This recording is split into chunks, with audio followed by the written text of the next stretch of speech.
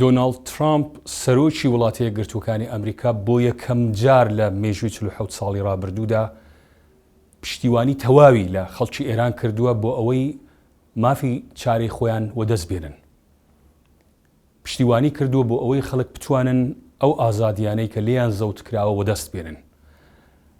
ئەوە زۆر گرینگە کە ئەو پەیامە لەلایەن هەموو گەلانی ئێران، خەڵکی ئێران ببیسرێ و وەڵام بدرێتەوە، بە تایبەت کوردستانیان لە ئێران.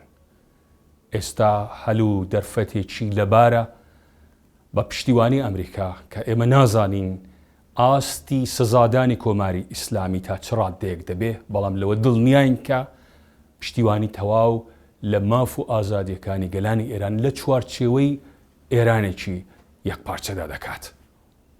بۆیە زۆر گرینگە کە کوردستانیان وەک هەموو خەڵکی ئێران، کورد لە ئێران وەک باقی خەڵکی ئێران تێکەڵ بەو ڕاپەڕینە جەماوەریە بن و بەرپەرچی دوژمنی خەڵکی ئێران بدەنەوە.